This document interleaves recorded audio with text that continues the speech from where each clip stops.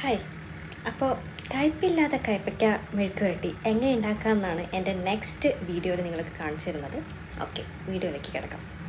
ഇതിന് വേണ്ടിയിട്ടുള്ള ഇൻഗ്രീഡിയൻസ്: കയ്പ്പയ്ക്ക ഇങ്ങനെ സ്ലൈസ് ആയിട്ട് അരിയാം. ഓക്കെ, ഇങ്ങനെയാണ് ഇത് അരിയേണ്ടത്. പിന്നെ ഓണിയൻ, ഒരു 2 വലിയ ഓണിയൻ എടുക്കുക. അതും ഇതുപോലെ കരിഞ്ഞാൽ മതി, ഒരുപാട് സ്ലൈസ് ആക്കേണ്ട ആവശ്യമൊന്നുമില്ല. ഓക്കെ, പിന്നെ വേണ്ടത് 5 പച്ചമുളക്. നിങ്ങൾക്ക് എരിവിന് ആവശ്യമനുസരിച്ചാണ് പച്ചമുളക് എടുക്കേണ്ടത്.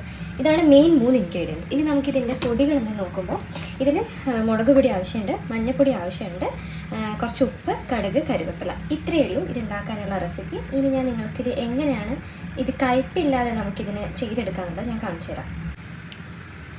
അപ്പോൾ ചട്ടി നന്നായിട്ട് ചൂടായിട്ടുണ്ട്. നമുക്ക് വെളിച്ചെണ്ണ യൂസ് ചെയ്യാം. അപ്പോൾ കയ്പ്പൊക്കെ ഫ്രൈ ചെയ്യാൻ വേണ്ടിയിട്ട് നമ്മൾ വെളിച്ചെണ്ണയാണ് യൂസ് ചെയ്യുന്നത്.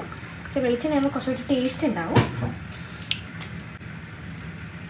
എണ്ണ നന്നായി ചൂടായി വരുമ്പോൾ നമുക്കിതിനകത്ത് കടുകിടാം. ഓക്കെ, കടുക് നിങ്ങൾക്ക് ഇഷ്ടമുണ്ടെങ്കിൽ ഇട്ടാൽ മതി, ഇടുമ്പോൾ കുറച്ച് ടേസ്റ്റി ഉണ്ടാവും. ഓക്കെ, അപ്പോൾ കടുകൊന്ന് ചെറുതായിട്ട് പൊട്ടട്ടെ, എന്നിട്ട് നമുക്ക് കയ്പ്പയ്ക്ക ഇടാം കേട്ടോ. അപ്പോൾ ഞാൻ കുറച്ചൊക്കെ കയ്പ്പയ്ക്ക ഇടുന്നുണ്ട്. ഇത് നമുക്ക് അത്യാവശ്യം ഇതൊന്ന് ഫ്രൈ ചെയ്തെടുക്കണം. ഇത് അടച്ചിട്ട് വേവിക്കേണ്ട ആവശ്യമൊന്നുമില്ല.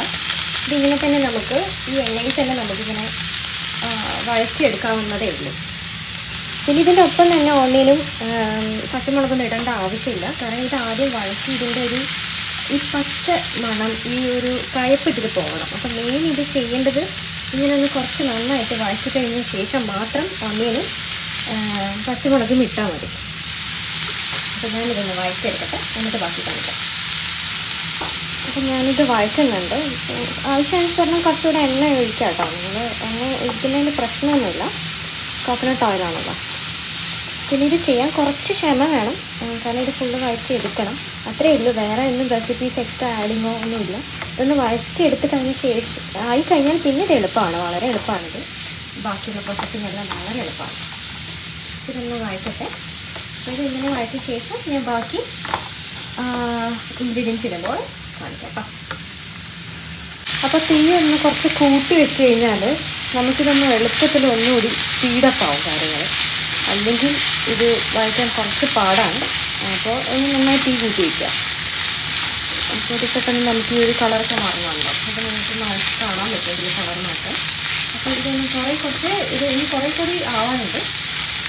നന്നായിട്ട് വഴറ്റിയിട്ട് എടുത്താൽ നമുക്ക് ബാക്കി ചെയ്യാൻ പറ്റും. പിന്നെ ഈ റെസിപ്പി എൻ്റെ അല്ല, ഞാനിത് യൂട്യൂബിൽ കണ്ടിട്ട് ഒരു 3-4 തവണ ട്രൈ ചെയ്ത് ഒരുപാട് പേർക്ക് ഇഷ്ടപ്പെട്ടതിന് ശേഷം മാത്രമാണ് ഞാനിത് മറ്റുള്ളവർക്ക് ഷെയർ ചെയ്യാനും വിചാരിച്ചിട്ട് ഒരു വീഡിയോ ആക്കിയിടുന്നത്. അപ്പോൾ ഇത് തീർച്ചയായിട്ടും എല്ലാവർക്കും ഇഷ്ടപ്പെടും. ഇപ്പോൾ ഇതിൻ്റെ കളർ ഏകദേശം മാറി, കുറേ ഭാഗങ്ങളെല്ലാം ബ്രൗൺ കളറായിട്ടുണ്ട്. ഈ ടൈം ആകുമ്പോൾ ഇത് കണ്ടല്ലോ, ഏകദേശം ഈ ഒരു പരുവാകുമ്പോൾ കുറച്ച് ഉപ്പ് ഞാൻ ആഡ് ചെയ്യാൻ പോകണം. ആവശ്യാനുസരണം ഉപ്പ് ആഡ് ചെയ്യാം. ഓക്കെ,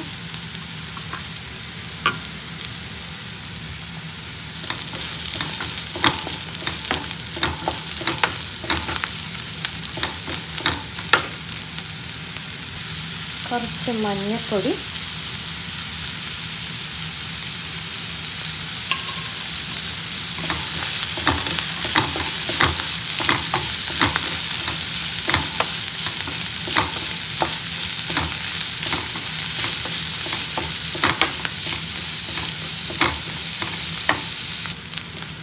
ഇതിങ്ങനെ ആയാൽ പോരാ, ഇതൊന്നുകൂടി നന്നായിട്ട് വഴറ്റാനുണ്ട്.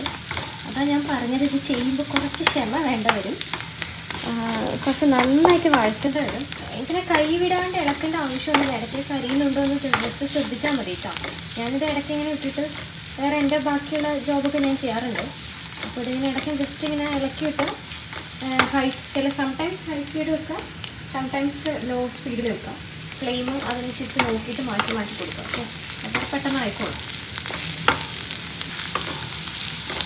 ഇപ്പോൾ ഏകദേശം കയ്പ്പൊക്കെ ഒരു ഇത് കാണാമല്ലോ അല്ലേ, നല്ലതായിട്ട് വഴണ്ടിട്ടുണ്ട്. ഇനി നമുക്കിതിനകത്ത് ഓണിയൻ ഇടാം.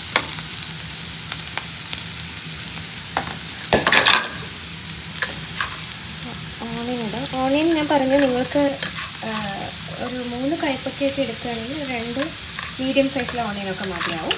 വലിയ കയ്പ്പയ്ക്ക ആണെങ്കിൽ ചെറുതാണെങ്കിലും ഓണിയൻ ഡിപ്പെൻസ് അപ്പോൾ നമുക്ക് ഇടുന്നതിനനുസരിച്ച് നല്ല ടേസ്റ്റ് ഉണ്ടാവും, കയ്പ്പ് കുറയും.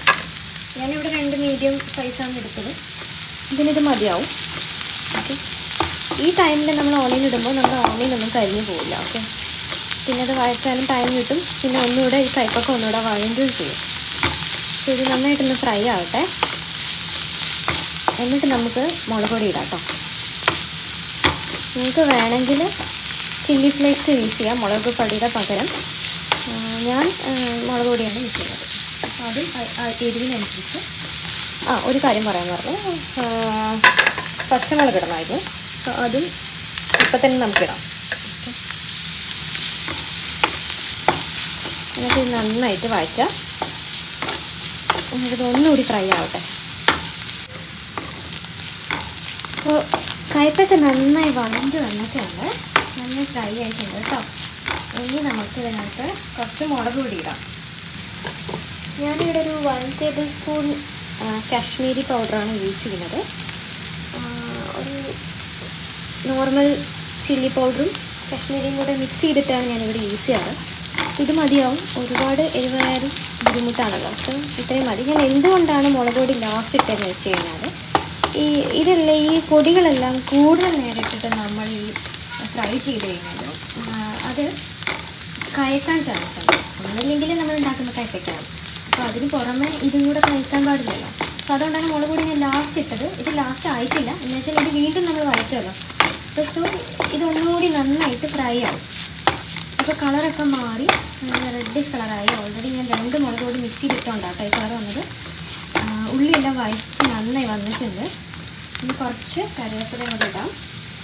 എന്നിട്ട് ഇത് നന്നായിട്ട് ഒന്നുകൂടി വഴറ്റട്ടെ. എന്നിട്ട് ഇത് ലാസ്റ്റ് സ്റ്റേജ് ആട്ടോ. ഇനി ഇതിലൊന്നും ചെയ്യാൻ ബാക്കിയൊന്നുമില്ല. ഇനി നിങ്ങൾക്ക് ഇഷ്ടം ഇത് ഒന്നുകൂടി നന്നായിട്ട് വഴറ്റി ഇത് അടച്ചു വെക്കേണ്ട ഒരു ആവശ്യമില്ല. ഇപ്പോൾ സെയിം ഞാൻ ചെയ്ത പോലെ തന്നെ ചെയ്താൽ മതി. ഇത് വീഡിയോ കുറച്ച് ലെങ്തി ആണെന്നേ ഉള്ളൂ, പക്ഷേ ഇതിൻ്റെ ചെയ്യുന്ന പ്രൊസീജിയർ വളരെ ഈസിയാണ്. വളരെ കുറച്ച് റെസിപ്പി മാത്രമേ ഇതിന് ആവശ്യമുള്ളൂ. കുറച്ച് ടൈം കൺസ്യൂമിങ് ആണെന്ന് മാത്രമേ ഉള്ളൂ. ഇതിനകത്ത് ഇതിവിടെ ഇങ്ങനെ വഴറ്റി വെച്ചാൽ നമുക്ക് അപ്പുറത്ത് ചോറോ അങ്ങനെ എന്തെങ്കിലുമൊക്കെ നമുക്ക് വേറെയും ചെയ്യാൻ പറ്റും. അല്ലാതെ ഇത് നമുക്ക് കൈവിടാതെ ഇളക്കേണ്ട ആവശ്യമൊന്നുമില്ല കേട്ടോ. അപ്പോൾ എൻ്റെ ഈ റെസിപ്പി ഏകദേശമായി. നിങ്ങളെല്ലാവരും ഒന്ന് ട്രൈ ചെയ്ത് നോക്കൂ.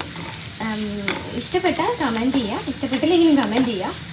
സോ നിങ്ങൾക്ക് ഇഷ്ടപ്പെടുകയാണെങ്കിൽ ഞാൻ 3 വീഡിയോസായിട്ട് തിരിച്ചു വരുന്നതായിരിക്കും. അപ്പോൾ താങ്ക് യു, ബൈ.